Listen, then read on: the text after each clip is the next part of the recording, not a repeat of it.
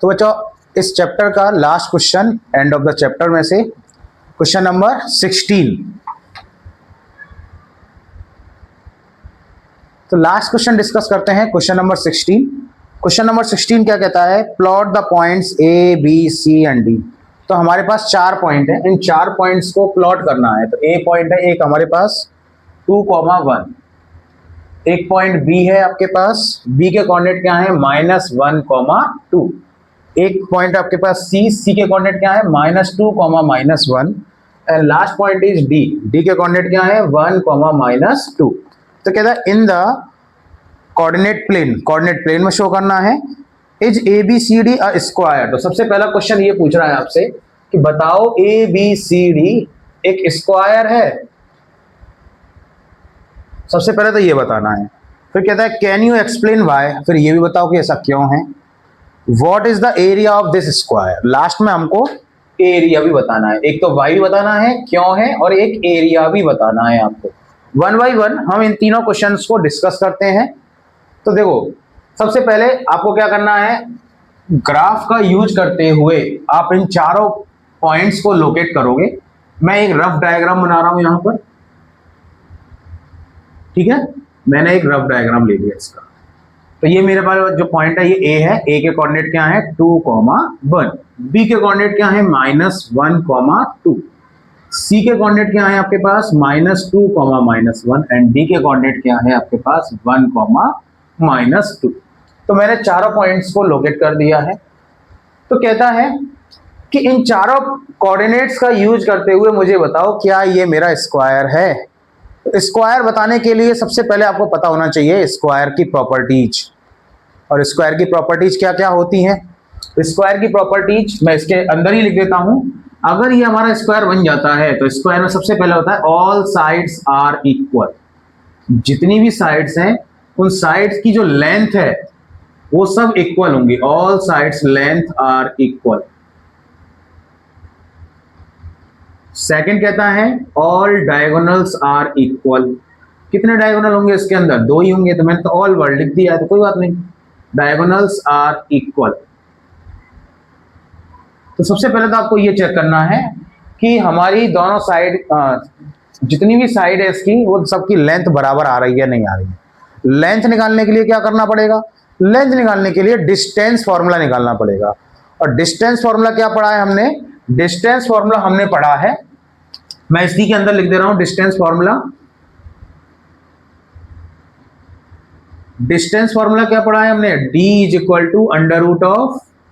x2 - x1 का square plus y2 - y1 whole square. ये हमने फॉर्मूला पढ़ा है, डिस्टेंस फॉर्मूला, ठीक है, कोऑर्डिनेट ज्योमेट्री के टर्म्स में। तो मैं क्या करूंगा, पहले ए बी लाइन की डिस्टेंस निकालूंगा, फिर बीसी की निकालूंगा, फिर सीडी की निकालूंगा और फिर एडी की डिस्टेंस निकालूंगा। तो 1 बाय 1 सारी लेंथ की डिस्टेंस निकाल लेते हैं। तो सबसे पहले ए बी की लेंथ निकालते हैं। ए बी लेंथ, ठीक है। तो ए बी की लेंथ निकालने के लिए लगाएंगे फॉर्मूला फिर से, √(x2 - x1) का whole square plus y2 - y1 का होल स्क्वायर। तो लेट सपोज मान लो ये आपके पास x1 है, ये y1 है, ये x2 है और ये y2 है, ठीक है। अगर आप रेगुलर प्रैक्टिस करोगे तो आपको ये फॉर्मूला भी याद हो जाएगा और कैसे वैल्यू पुट करते हैं ये भी समझ में आ जाएगा आपको, ठीक है। तो x2 क्या है हमारे पास? -1 है। x1 कितना है? 2 है, तो -2 होल स्क्वायर प्लस y2 कितना है? 2 है मेरे पास, माइनस y1 कितना है? 1 होल स्क्वायर। तो सॉल्व करेंगे इसको। ए बी = -1 - 2 कितना होता है? -3 होल स्क्वायर। 2 - 1 कितना होता है? 1। तो देखेंगे तो ए बी = -3 होल स्क्वायर कितना होता है? 9 + 1 कितना आ गया? A B = √10 unit. यूनिट क्यों लिख रहे हैं भाई? लेंथ कुछ ना किसी टर्म में तो रही होगी, चाहे वो मीटर में रहे, चाहे सेंटीमीटर में रहे, चाहे मिलीमीटर में रहे, चाहे किलोमीटर में रहे, वॉटएवर जो भी रही होगी। ऐसे ही आप बीसी की लेंथ निकालते हैं। बीसी की लेंथ निकाल लेते हैं। तो बीसी लेंथ के लिए ये x2 y2 हो गया, इसको हम x1 y1 नाम दे देते हैं। ये तो हम चेंज कर सकते हैं इजीली वे में। फिर से लगाते हैं फॉर्मूला, BC = x2 - 1 x1 - 2। देखो अब ध्यान से देखो, x2 - 1 है, फिर माइनस x2 की वैल्यू, x1 की वैल्यू कितनी है -2, तो उसको ब्रैकेट में बंद करके लिख देंगे और होल स्क्वायर लगा देंगे। आई होप कि समझ में आ गया होगा। x1 की वैल्यू आपके पास जो है, सॉरी x2 की वैल्यू है यहाँ से -1 है, -1 लिख दिए, माइनस, अब जो x1 है हमारे पास वो -2 है, तो इसलिए मैंने उसको ब्रैकेट में बंद करके लिखा है, ठीक है, प्लस बाई 2, अब बाई 2 चेक करो, बाई 2 की वैल्यू कितनी है 2, माइनस बाई 1 कितना है -1, फिर से ब्रैकेट में। मैंने कहा है कि नेगेटिव नंबर जब कभी भी आ जाए तो आप कोशिश किया करो ज्यादा से ज्यादा उसे ब्रैकेट में बंद करके रखो, बस जब कैलकुलेशन करते हो तभी ओपन करो उसको।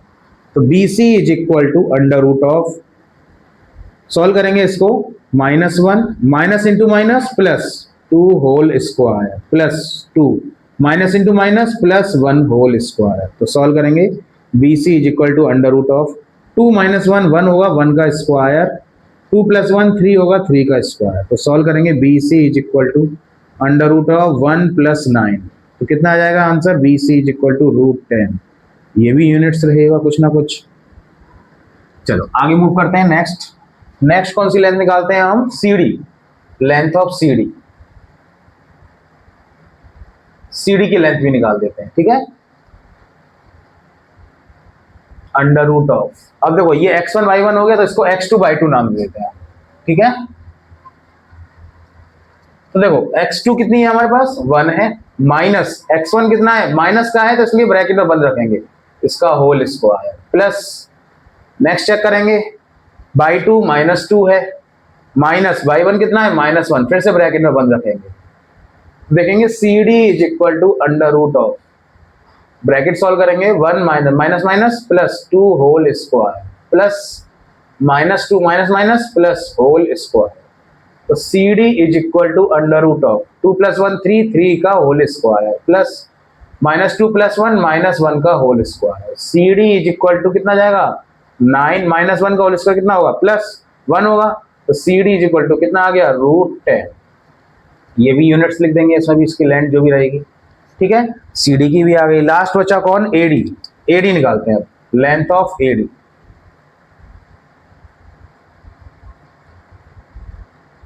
AD की लेंथ निकालते हैं, तो AD is equal to under root of, तो देखते हैं इसमें x1 y1 है, इसमें x2 y2 है, तो इन्हीं वैल्यू को यूज कर लेते हैं। x2 की वैल्यू 1 है और x1 की वैल्यू 2 है, तो 1 माइनस 2 का होल स्क्वायर प्लस बाई 2 कितना है -2 और बाई 1 कितना है 1 होल स्क्वायर। तो AD is equal to under root of 1 minus 2 minus 1 का होल स्क्वायर प्लस -3 का होल स्क्वायर। तो सॉल्व करेंगे AD इज इक्वल टू -1 का होल स्क्वायर 1 ओपन होगा, -3 का होल स्क्वायर कितना होगा 9, प्लस का हो जाएगा क्योंकि माइनस की पावर इवन हमेशा पॉजिटिव ओपन होती है। तो AD इज इक्वल टू कितना जाएगा √10 यूनिट्स।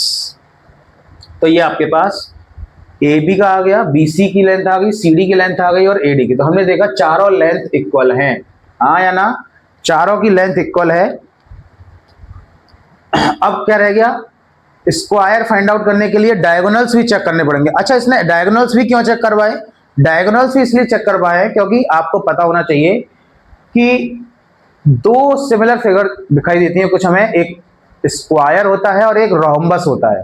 रोम्बस में भी चारों साइड इक्वल होती हैं और स्क्वायर में भी सारी साइड इक्वल होती हैं।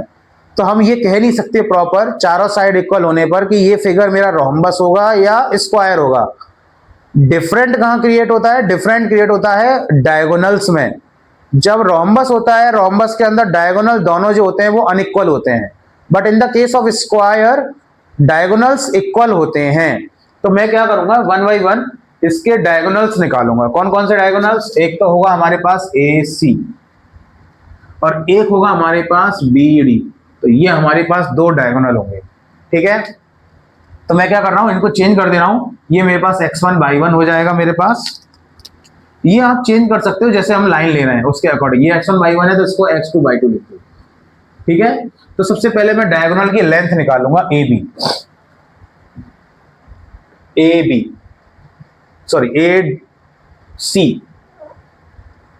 AC की लेंथ निकालेंगे इसी फॉर्मूले से, ठीक है।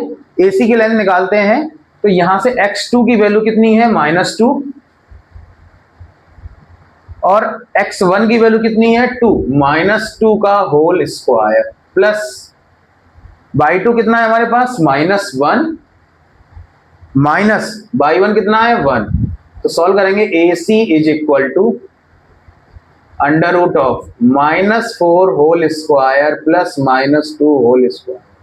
तो AC is equal to under root of -4 का उसका कितना होगा 16 -2 का होल स्क्वायर 4।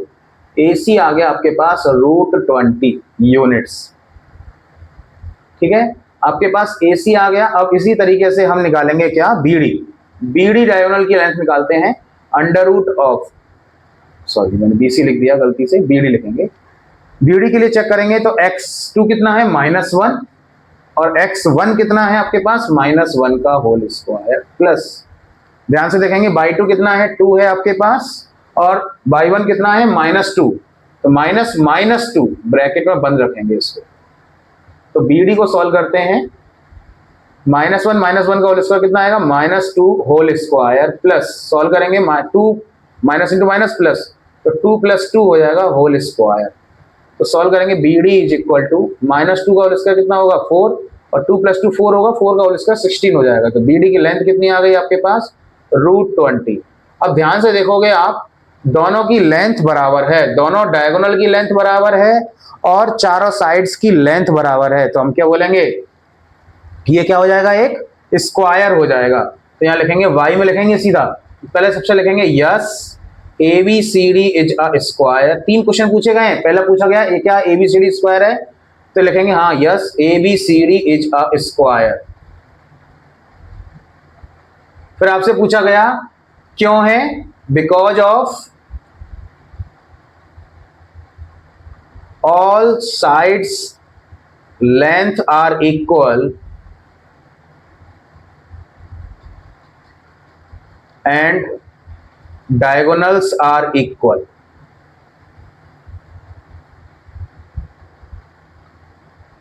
फिर क्या पूछा एरिया, अब एरिया बचा।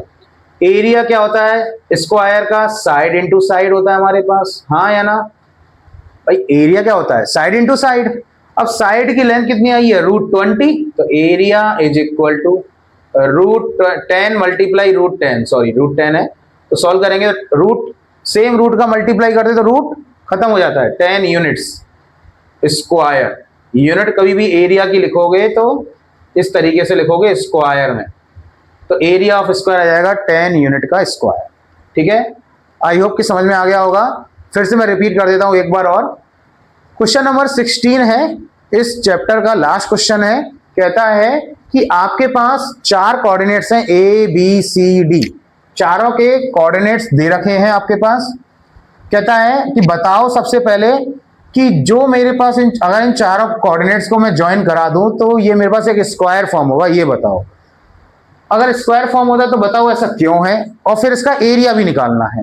तो सबसे पहले क्या करेंगे, स्क्वायर बताने के लिए पहले आपको स्क्वायर की प्रॉपर्टी नोन होनी चाहिए। स्क्वायर में सबसे पहले मैंने प्रॉपर्टी लिखी थी कि अगर कोई फिगर मेरे पास स्क्वायर है तो उसकी सारी साइड की लेंथ जो होती है वो इक्वल होनी चाहिए और डायगोनल्स भी इक्वल होने चाहिए। तो मैंने 1 by 1 डिस्टेंस फॉर्मूले का यूज करते हुए चारों साइड्स की लेंथ को निकाल दिया है, AB BC CD and AD।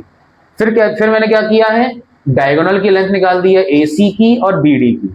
फिर लास्ट में मैंने देखा कि हाँ डायगोनल की लेंथ बराबर है, साइड की लेंथ बराबर है, तो मैं बोल सकता हूँ easily yes ABCD is a square. क्यों है, because of all sides length are equal and diagonals are equal. Last में पूछा गया एरिया ऑफ स्क्वायर क्या होगा। एरिया ऑफ स्क्वायर का फॉर्मूला होता है साइड इंटू साइड, तो area is equal to √10 multiply √10। तो सॉल्व करेंगे तो आपके पास आ जाएगा 10 यूनिट का स्क्वायर। आई होप कि बच्चों समझ में आ गया होगा। कोशिश पूरी रहेगी आपको अच्छे से अच्छा समझाने की। थैंक यू बच्चों।